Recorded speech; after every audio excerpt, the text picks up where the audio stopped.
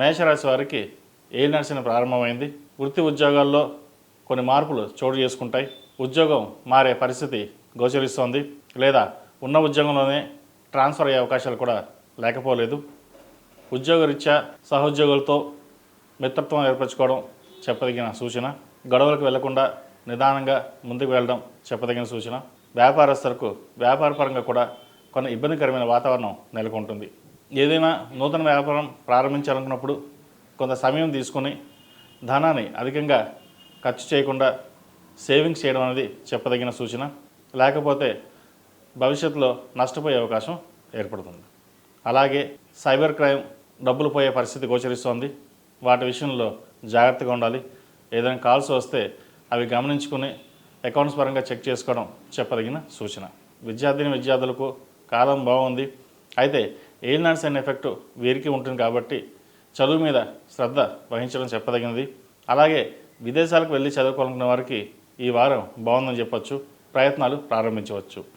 వైద్య వృత్తిలో ఉన్న వారికి, సాఫ్ట్వేర్ రంగంలో ఉన్న వారికి, చార్టెడ్ అకౌంట్స్, కెమికల్ ఇంజనీర్స్కి, అలాగే చిరు వ్యాపారస్తులకు, ఫాస్ట్ ఫుడ్ సెంటర్స్ వీళ్ళకి అందరికీ బాగుందని చెప్పొచ్చు. ముఖ్యంగా వ్యవసాయదారులకు ఈ వారం కొంత అనుకూలంగా ఉందని చెప్పవచ్చు. ఈ రాశిలో జన్మించిన స్త్రీలకు వృత్తిపరంగా, వ్యాపారపరంగా మానసికమైన ఒత్తిడి ఎక్కువగా ఉంటుంది.